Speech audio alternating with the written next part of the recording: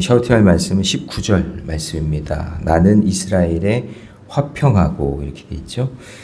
자, 사무엘하 20장 19절 말씀 우리 힘차게 샤우팅합니다. 시작. 나는 이스라엘의 화평하고 충성된 자 중 하나이거늘 당신이 이스라엘 가운데 어머니 같은 성을 멸하고자 하시는도다.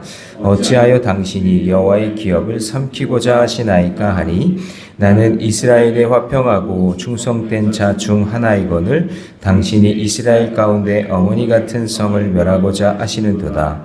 어찌하여 당신이 여호와의 기업을 삼키고자 하나이까 하니 나는 이스라엘의 화평하고 충성된 자 중 하나이거늘 당신이 이스라엘 가운데 어머니 같은 성을 멸하고자 하시는도다. 어찌하여 당신이 여호와의 기업을 삼키고자 하시나이까 아니. 사무엘하 20장 19절 말씀. 아멘. 자, 함께 읽은 귀한 말씀을 가지고 공동체를 살리는 지혜의 사람, 공동체를 살리는 지혜의 사람이라는 제목으로 하나님 말씀 함께 나누겠습니다. 자, 때때로 다수의 사람이 아니라 지혜로운 어떤 한 사람으로 인해서 공동체가 살아나는 경우가 있습니다. 때로는 그 한 사람 때문에 공동체 이미지화하고 그리고 그 공동체에 어려움을 줄 수도 있겠죠.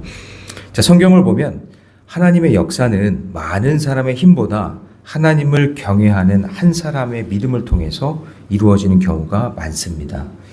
그래서 한 사람의 지혜로운 말, 그 말이 전쟁을 그치기도 하고 그리고 한 사람의 믿음이 그 가정을 살리기도 하고 그리고 한 사람의 순종이 공동체를 회복시키기도 합니다. 근데 오늘 본문에도 이름조차 기록되지 않은 한 지혜로운 여인이 등장합니다. 그녀는 칼을 들지 않았지만 전쟁을 끝냈고 군대를 이끌지 않았지만 성읍을 살렸으며 권력을 가진 사람이 아니었지만 공동체를 구했습니다. 그래서 오늘 본문을 통해 가정과 교회와 일터를 살리고 지금 내가 위치한 그 자리가 어디 있는지, 내가 어떤 역할을 감당해야 되는지, 영혼 구원을 위해 어떻게 쓰임받고 있는지 바라기는 저와 여러분 한 사람 한 사람이 지혜로운 사람이 되어서 공동체를 살리는 역사가 있기를 주님의 이름으로 축복합니다. 자, 오늘 본문에 등장하는 이름 없는 한 여인과 더불어서 두 명을 좀 기억해야 되는데 첫 번째는 요압이라는 장군, 우리 잘 알고 있죠. 그 다음에 본문상 지금 도망 중에 있는 세바라는 사람을 기억하셔야 됩니다. 세바, 이렇게 인물이 등장하는데 이 세바라는 사람은 베냐민 지파 사람이에요. 사울 왕이 베냐민 지파 사람이잖아요. 그러니까 사울 왕 쪽에서 같이 일을 했던 사람이겠죠. 나름대로 영향력이 있는 사람이에요. 이름의 뜻도 맹세란 뜻이에요. 그러니까 모르겠어요. 다 사울에게 맹세를 했는지 충성을 맹세했는지 모르겠지만 그렇게 영향력 있는 사람이었나 봐요. 다윗과 압살롬의 전쟁을 치르면서 나라가 막 흔들린 틈을 노리고 이스라엘 백성을 선동해서 반역을 일으킨 그런 사람이 세바라는 사람인 거죠. 그래서 다윗의 명령으로 요압이 세바를 계속 추격하고 있는 그런 상황인데 어디까지 갔냐면 벳마가 아벨이라는 성에 이르렀고 세바는 그 성으로 도망하여 숨어 들어간 거예요. 그러니까 숨어 들어갔으니까 그 성 안에 있으니까 요압은 그 성을 치면 세바를 잡을 수 있을 거라는 생각을 했겠죠. 자, 그 내용을 한번 볼까요? 오늘 본문은 아니지만 15절로 가서 한번 읽어봅니다. 시작. 이에 그들이 벤마가 아벨로 가서 세바를 애우고 그 성읍을 향한 지역 언덕 위에 토성을 쌓고 요압과 함께 한 모든 백성이 성벽을 쳐서 헐고자 하더니 그래서 요압의 군대가 세바를 숨겨진 성을 이제 무너뜨리려고 하는 거죠. 그런 상황인 거예요. 뭔가 이렇게 스토리 전개를 아시겠죠? 그런데 갑자기 한 지혜로운 여인이 성 위에서 나와 요압과 대화를 하기 시작해요. 그 대화의 시작으로 인해서 공동체를 살리는 전환점이 됐다. 이제 그런 이야기예요. 그러면 이 여인이 어떻게 지혜로운 말을 했길래 어떤 지혜가 있었길래 공동체가 살 수 있었을까? 그 첫 번째는 뭐냐면 감정이 아니라 지혜로 대화했다는 얘기예요. 감정으로 대화하는 게 아니라 지혜로 대화를 했다라는 거죠. 자, 이 여인이 요압에게 이 성읍은 오래전부터 지혜를 구하는 곳으로 알려진 곳입니다 하면서 이 여인이 여러분 사실 이때 당시에 그 요압은 장군이잖아요. 감히 장군한테 딱 나타나가지고 여자가 이때 당시에요. 지금은 뭐 여자들이 더 말 잘하는 시대가 됐지만 어떻게 막 얘기를 했겠어요. 그렇잖아요. 여자는 가축수에 들어갔는데 숫자도 헤아리지 않았는데 이 여인이 자 18절 보세요. 그런 걸 생각을 하고 이 본문을 보셔야 돼요. 자, 같이 읽습니다. 시작. 여인이 말하여 이르되 옛 사람들이 흔히 말하기를 아발에게 가서 물을 것이라 하고 그 일을 끝내었나이다. 아, 장군이요. 이 지역은 여기 지명이 벤마아가 아벨인데 여러분 혹시 아벨이라는 분을 아십니까? 이런 거죠. 아벨. 옛날부터 아벨에게서 지혜를 얻었습니다. 그 지역이 역사적으로 아벨 그분의 지혜가 있는 곳이 이 지역입니다. 라는 그런 이야기를 하고 있는 거죠. 그러니까 지금 상당히 위급한 상황이지만 어떤 성읍의 전통을 이야기하면서 무력보다 뭐를 시도하고 있는 거예요? 대화를 시도하고 있는 거죠. 자, 그러면서 이제 19절 같이 읽습니다. 시작. 나는 이스라엘에 화평하고 충성된 자 중 하나이거늘 당신이 이스라엘 가운데 어머니 같은 성을 멸하고자 하시는도다. 어찌하여 당신이 이 여호와의 기업을 삼키고자 하시나이까 하니. 그러면서 아주 충격적인 이야기를 하는 거예요. 뭐냐면 어쩌면 많은 사람들이 지금 이 성읍에서 이제 큰일 났어. 요압 장군이 쳐들어온대. 우리는 다 죽었어. 그러면서 이제 다 성읍을 버리고 자기 살 길로 도망갈 수도 있었을 텐데 이 여인은 자기와 성읍 사람들을 사는 이곳이 어떤 곳이래요? 이스라엘 가운데 화평한 성읍이고 여호와의 기업이라고. 그러면서 지금 이 성읍에 대한 이야기를 지금 하고 있는 거예요. 그래서 감정적으로 막 흥분하거나 뭐 그렇게 말하는 것이 아니라 자존심을 내세우지도 않고 공동체의 소중함을 생각하면서 이 요압 장군에게 똑바로 얘기를 해주고 있는 거예요. 이게 지혜로운 사람이죠. 그래서 여러분 참된 지혜는 자신의 이익을 말하기보다 하나님의 백성과 공동체를 먼저 생각하는 거예요. 이게. 이 여인이 이 공동체, 이 성읍을 살리기 위한 그 마음이 느껴지지 않아요? 이 성읍이 어떤 성읍인지 아십니까? 여기 지혜로운 아벨이 있었던 그런 성읍입니다. 그리고 이 성읍은 화평하고 충성된 자들이 있는 곳이고 이곳은 당신이 여호와의 기업을 지금 쳐들어와서 다 죽이면 기업을 삼키는 것입니다. 그렇게 하면서 탁 얘기를 하는 거예요. 그러니까 여러분 사무엘상 25장에 보면 부자 나발이 있었잖아요. 미련한 나발. 그 나발이란 뜻이 바보란 뜻이에요. 바보예요, 바보. 근데 아비가일이 나오잖아요. 현명한 여자. 그래서 나발의 말은 미련하게 이세의 아들이냐 다윗이 이름이 걔가 누구냐 막 그러면서 무시하잖아요. 그러니까 여러분 절대 사람 무시하지 마세요. 미련한 거예요. 그 사람이 나한테 어떤 존재인지 모르잖아요. 어떻게 될지. 그래서 지혜롭게 이야기할 수 있어요. 참 지혜롭게. 한 번이고 두 번이고 세 번이고 또 한 번 더. 그래서 어떻게 했어요? 아비가일이 지혜롭게 얘기하잖아요. 그러니까 나발이 살잖아요. 그러니까 지혜로운 여인이 있으면 그 가정도 산다니까요. 그래서 한 사람의 지혜가 공동체를 살리는 게 맞아요. 그래서 가정에서도 여러분 의견 충돌이 있을 때 한 사람이 먼저 심각하기 전에 감정 좀 내려놓고 우리 그렇게 하지 말고 우리 한번 잘 생각해 보자. 이렇게 얘기해 주는 사람이 필요하잖아요. 그렇지 않아요? 막 감정적으로 막 이렇고 저렇고 뭐 이거 따지고 막 그러면서 뭐 그냥 복받쳐 가지고 그렇게 얘기하면 자기도 죽고 공동체도 죽는 거예요. 근데 감정 내려놓고 컴다운하고 우리가 한번 잘 생각해 보자. 우리 가정이 얼마나 소중한지, 우리 교회가 얼마나 소중한지. 예. 아멘 좀 해보세요. 가정 별로 안 소중해요? 예? 가정이 얼마나 소중한지, 우리 교회가 얼마나 소중한지, 우리 공동체가 얼마나 소중한지를 한번 생각해 보자. 이렇게 얘기하는 사람이 필요한 거죠. 지금 이 여인이 그러고 있는 거예요. 지금 지혜를 구하고 있는 거예요. 지혜롭게 얘기하고 있는 거죠. 자, 적용 질문 드려볼게요. 나는 내가 속한 가정과 공동체에서 갈등을 그치고 살리는 말을 선택하고 있습니까? 공동체를 살리는 지혜로운 말을 선택하는 성도가 되시기를 주님의 이름으로 축복합니다. 자, 두 번째는요. 공동체를 살리는 지혜로운 사람은 문제의 본질을 분별한다는 거예요. 지금 문제가 뭔지를 그냥 삥삥 둘러서 막 이상한 얘기할 필요 없이 본질이 뭔가. 자, 이 지혜로운 여인의 말을 들은 요압은 그 말을 되게 잘했나 봐요. 그러니까 이 요압이야말로 감정적인 사람이잖아요. 그런데 설득이 되는 거예요. 그러니까 이 무력으로 성을 멸하게 되면 여호와의 기업을 멸하는 꼴이 되는 거잖아요. 요압이 막 쳐들어가가지고 그 성을 막 멸해버리면 이 여인의 말대로 하면은 여호와의 기업을 멸하는 거잖아요. 그러니까 그렇게 해서 전쟁하면은 자기에게 득될 게 아무것도 없잖아요. 하나님께도 미움받는 거고.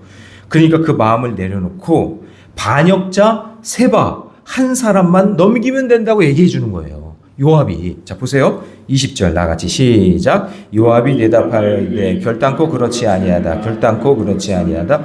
삼키거나 멸하거나 하려 함이 아니니. 그러니까 이 여인의 말을 이 요압이 듣자마자 그러면 안 되지.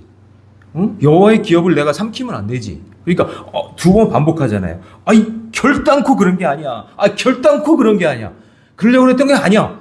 사실은 그러려고 그랬던 거예요. 사실 그러려고 쳐들어가가지고 아까 읽었잖아요. 앞에서 15절에서 모든 백성이 성벽을 쳐서 헐고자 하더니 그랬잖아요. 그런데 이 여인의 말을 듣고 나니까 그렇게 하면 안 되지 라고 생각을 하는 거죠. 그죠? 그래서 21절도 한번 읽어봅니다. 다 같이 시작. 그 일이 그러한 것이 아니니라. 에브라임 산지 사람 비그리의 아들 그의 이름 세바라 하는 자가 손을 들어 왕 다윗을 대적하였나니 너희가 그만 내어주면 내가 그 성벽으로 떠나가리라 하니라. 여인이 요압에게 이르되 그의 머리를 성벽에서 당신에게 내던지리이다 하고. 그러니까 만약에 여러분 보세요. 요압이 자기 감정대로 막 전쟁을 치루었으면 거기 있었던 사람들 영문도 모르고 다 죽을 수 있었겠죠? 근데 이 지혜로운 이 여인이 요압에게 대화를 하면서 이 성읍이 얼마나 가치 있고 당신이 그렇게 죄를 지면 당신만 죄 짓는 게 아니라 당신의 그 부하들도 죄 짓는 거고 여기 있던 무고한 사람들도 다 죽게 되는. 그러니 여호와의 기업을 어떻게 당신이 그럴 수 있습니까? 라는 그 말을 듣고 요압이 그러면 세바라는 사람만 내어다오 이렇게 얘기된 거죠. 자, 이해가 되시죠? 예. 자, 그래서 이 여인이 요압과 대화를 통해서 문제의 핵심이 무엇인지를 정확하게 파악하게 됐다라는 거죠. 그래서 어떻게 해요? 22절 다 같이 시작. 이에 여인이 그의 지혜를 가지고 모든 백성에게 나아가매 그들이 비그리의 아들 세바의 머리를 베어 요압에게 던진지라. 이것만 해결하면 되는 건데, 그렇죠? 만약에 이거 해결 안 되고 그냥 감정적으로 쳐들어가 가지고 했다면 그 성읍은 어떻게 됐을까요? 요압이 그냥 난장판을 났겠죠. 무고한 사람들도 다 죽이고. 그래서 한 사람이 중요한 거예요. 한 사람이 잘못 선택하면 공동체를 다 죽일 수도 있고요. 이 여인처럼 한 사람이 지혜로우면 공동체를 살릴 수도 있는 거죠. 그 얘기하고 있는 거예요. 그래서 이 여인이 정말 귀한 여인이죠. 그렇게 만나기를 축복합니다. 예. 여러분 그런 사람 만나셔야 돼요. 내 인생에도. 나도 막 감정이 날 때 있잖아요. 그럴 때 옆에서 컴다운 할 수 있게 해주는 사람. 그래서 지혜는 문제를 크게 만드는 것이 아니라 핵심을 정확하게 보는 능력이에요. 능력. 예. 자, 잠언에도 이런 말씀이 있죠. 잠언 18장 21절에 죽고 사는 것이 혀의 힘에 달려 있으니 혀를 쓰기 좋아하는 자는 뭐의 열매를 먹어요? 혀의 열매를 먹는다는 거죠. 그러니까 혀의 열매는 중간가치죠. 중간가치예요. 그럼 뭐예요? 죽은 걸 말하는 거는 죽은 열매를 먹는 거죠. 그렇죠? 생명의 말을 하면 생명의 열매를 먹는 거고. 그러므로 생명을 살리는 말은 공동체 안에서 관계를 회복시키고 마음의 상처를 치유되고 은혜가 흘러가게 되는 은혜가 있게 된다라는 것이죠. 그래서 여러분 교회에서도 마찬가지예요. 오해가 있을 수 있어요. 왜냐면 나는 전체를 못 보니까. 나는 일부분만 보잖아요. 일부분만 보니까 그게 나쁜 거고 그게 문제가 된다고 생각하니까 그것만 생각한단 말이에요. 근데 거기에요 오해예요. 사람의 말이 막 더해지잖아요. 그럼 다 눈덩이 같이 커져요. 그러면 그게 막 갈등의 요소가 돼가지고 교회가 막 엉망이 되는 거예요. 그러나 여러분 문제의 본질을 확인하면 대부분 진짜 별거 아닌 것 때문에 그렇게 되는 거예요. 이거를 볼 수 있는 영안이 열리기를 바랍니다. 그러므로 영적인 지혜는 현상을 보는 것이 아니라 죄와 진실을 분별하는 능력을 보는 거예요. 그게 필요한 거죠. 자, 적용 질문. 나는 문제보다 하나님의 뜻을 먼저 찾고 있습니까? 예. 문제의 본질을 분별하는 영적인 지혜가 저와 여러분에게 있기를 주님의 이름으로 축복합니다. 이 여인과 같은 성도들이 우리 교회에 많아지기를 주님의 이름으로 축복합니다. 자, 세 번째는요. 공동체를 살리는 지혜로운 사람은 공동체의 질서와 경계를 세운다는 거예요. 자, 이 세바라는 사람이 아까 베냐민 지파 사람이라고 그랬죠. 그러면 여러분 한번 상식적으로 생각해 보세요. 지금 베냐민 사람들은 다윗을 좋아할까요? 안 좋아할까요? 안 좋아하는 거예요. 왜요? 사울이 왕이었는데 갑자기 유다 지파에서 다윗이 왕이 돼가지고 이 나라가 지금 이 모양 이 꼴이 되고 그냥 아들이랑 압살롬이랑 싸워서 그냥 막 이렇게 되니까 베냐민 지파에 있었던 사람들이 시간이 좀 흘렀지만 이거 봐, 다윗도 별일 없어, 다시 우리 베냐민 지파에서 왕이 나와야 돼, 막 그런 분위기 아니겠어요? 그러니까 막 무질서했겠죠. 막 지금도 뭐 우리나라도 뭐 다른 나라도 마찬가지겠지만 막 이쪽 저쪽이 막 서로 막 비난하고 싸우고 막 그러잖아요. 작은 것만 있어도 막 하고. 지금도 막 어떤 분들이 막 영상도 보내주고 막 짤도 보내주고 나라가 이 모양이다 막 저 모양이다 막 그러면서 그렇게 막 분열을 조장해요. 그렇게 자기는 하는 일 아무것도 없으면서 그러면서 공동체 질서와 경계를 막 무너뜨린단 말이에요. 그러면 여러분 보세요. 그럼 압살롬의 반역으로 인해서 지금 나라의 조직이 지금 엉망이었겠죠? 그리고 막 그런 베냐민 지파에서 막 일어나가지고 세바라는 사람이 한 명만 있었겠어? 여러 사람들이 막 그런 사람들이 많았겠지? 그래서 오늘 본문의 마지막에 다윗이요. 그럼에도 불구하고 보세요. 다시 다윗 왕국의 행정 조직을 개편해요. 여러분 이게 참 힘든 거예요. 질서를 다 깨버렸잖아요. 근데 그 깨버린 그 질서를 다시 세운다는 게 쉬운 일은 아니지만 다윗은 그럼에도 불구하고 공동체를 살리러 온 지혜로운 사람이었기 때문에 질서와 경계를 다시 세운다 그런 얘기예요. 깨는 게 아니라 다시 세운다고요. 자, 23절 쭉 한번 읽어봅니다. 23절 시작. 요압은 이스라엘 온 군대의 지휘관이 되고 여호야다의 아들 분야라는 그렛 사람과 블렛 사람의 지휘관이 되고 24절부터 26절까지 시작. 아도람은 감역관이 되고 아힐룻은 아들 여사밧은 사관이 되고 스와는 서기관이 되고 사독과 아비아달은 질상이 되고 야일 사람 이라는 다윗의 대신이 되니라. 그러니까 다시 재정비하고 있는 모습이죠. 공동체를 위해서. 그래서 힘들고 어렵지만 여러분 깨는 건 쉬워요. 깨지는 건 한순간이에요. 그렇지만 다시 세우는 게 진짜 힘들어요. 여러분 저는 늘 얘기하지만 이 목회가 뭐 제가 개척한 교회가 아니라 기존에 있던 교회로 오잖아요. 그러면 질서를 다시 잡는데 10년은 걸려요. 이게 통계적으로 그래요. 근데 이게 진짜 어렵거든요. 제 마음대로 제 뜻대로 되는 게 아니니까. 하나님 말씀 받아야 되고 성도들 마음 하나하나 만져줘야 되고 하는 그런 가운데 이게 이루어져야 되니까 질서와 경계를 잡는 게 진짜 어려운 거예요. 그런데 다윗은 지금 무너진 그 공동체의 질서를 다시 세우려고 하는 거예요. 끝까지 가는 거예요. 끝까지. 그러니까 여러분 느헤미야가 성벽을 52일 만에 세웠잖아요. 근데 그 성벽을 세웠다는 얘기가 뭐예요? 성벽만 세우고 땡? 그게 아니라 백성들의 신앙의 질서와 경계를 잘 지키면서 모든 사람들이 합력했기 때문에 52일 만에 한 거죠? 그렇잖아요. 혼자 어떻게 해요? 그걸 혼자. 뭔가 이렇게 조직이 있어야 될 거 아니에요. 자기 집 앞에 있는데 그 부분은 당신들이 맡고 여기는 여기가 맡고 여기는 여기가 맡고 다 이렇게 서로 이렇게 협력해서 선을 이루어야 되는 거잖아요. 그러니까 그렇게 조직과 경계와 질서를 잘 지키면서 해 나가니까 이게 얼마나 힘들고 어려운 일이겠어요. 그래서 여러분 회복이라는 말은 우리 회복 좋아하잖아요. 말 되게 좋아하잖아요.